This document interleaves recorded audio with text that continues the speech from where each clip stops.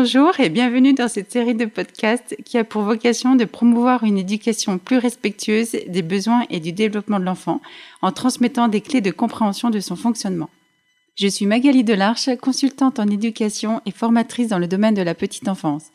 Au cours de mes années passées en tant que professionnelle petite enfance, je m'émerveillais quotidiennement des capacités innées du tout petit. Je me suis alors aperçue que nous, adultes, méconnaissions le monde de l'enfance et que de ce fait, les relations adulte-enfant pourraient être plus harmonieuses, plus apaisées dans nombre de situations.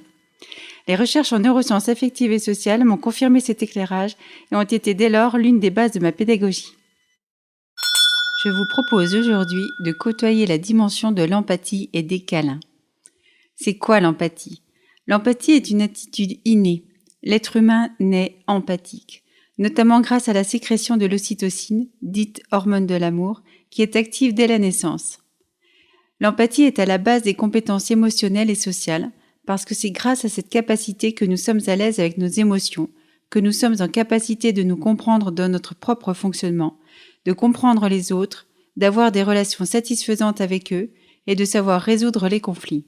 En résumé, l'empathie permet d'avoir une vie en accord avec ce que nous souhaitons. Ceci dans un contexte d'éducation respectueuse et bienveillante.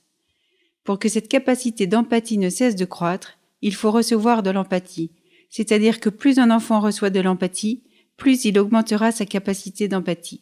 C'est un cercle vertueux. L'inverse est bien entendu vrai aussi. La bienveillance et l'empathie sont très proches dans le fonctionnement, car la bienveillance ouvre à soi, aux autres et au monde. Mais dans l'éducation, est-ce vraiment rendre service à l'enfant pour sa vie d'adulte ? Être bienveillant et empathique fortifie l'enfant en lui signifiant petit à petit qui il est et ce qu'il souhaite, c'est-à-dire qu'il sera conscient de ce qui est essentiel pour lui et sera guidé par ses valeurs. En résumé, cela permet d'avoir une vie en accord avec ce qu'il est. Cela ne signifie pas pour autant être laxiste et laisser l'enfant faire absolument tout ce qu'il veut. Le cadre existe, mais il est respectueux de ses besoins.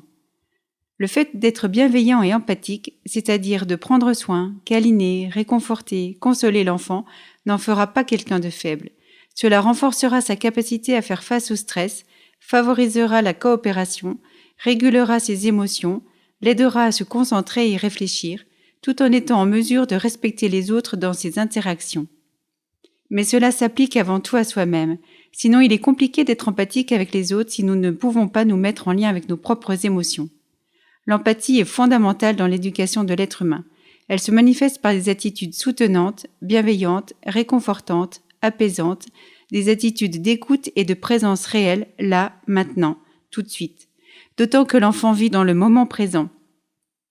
Dans la suite logique de l'empathie, les câlins ont un formidable pouvoir réparateur et permettent de remplir notre réservoir d'amour. Le câlin est un besoin fondamental pour l'enfant, mais il doit avoir lieu seulement si l'enfant en a envie et sans que cela ne l'emprisonne. Comme l'amour, il n'est pas soumis à conditions. Il est désormais scientifiquement prouvé que les câlins aident à lutter contre la douleur et les moments difficiles, qu'ils renforcent le système immunitaire, régulent le système nerveux. De par la libération de l'ocytocine, ils nous remplissent d'énergie, nous aident à lutter contre le stress et l'anxiété et font produire de la dopamine qui contribue à notre bonne humeur et nous aide à être motivés. Enfin, ils permettent de communiquer sans dire un mot, témoignent de notre soutien et notre amour, renforcent l'estime de soi, surtout chez les enfants.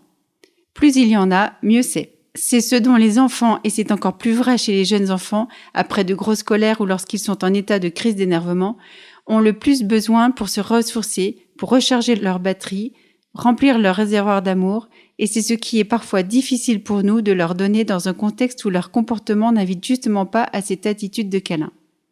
D'où l'importance pour nous de savoir nous reposer, de prendre soin de nous, de pouvoir nous ressourcer, pour être ensuite en capacité d'accueillir ces comportements de décharge émotionnelle sans en être soi-même affecté et tout en restant bienveillant envers notre enfant.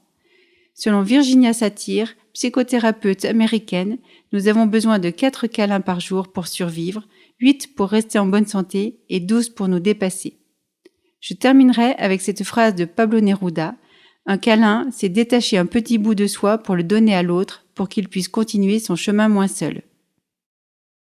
Parce que c'est l'enfance qui construit l'être humain, pensons autrement pour faire autrement et créons ensemble une société de demain bienveillante, plus respectueuse de soi, des autres et de la nature. Si ce sujet a éveillé votre curiosité et que vous souhaitez en savoir plus, ou s'il a résonné en vous par rapport à une situation ou une éventuelle problématique, contactez-moi à l'adresse mail suivante: contact@magalidelarche tout attaché sans e à magali.fr. Je serai ravie de vous apporter mon aide et de répondre à vos questions. En attendant, n'hésitez pas à partager et à me laisser vos commentaires. À très bientôt pour un nouvel épisode.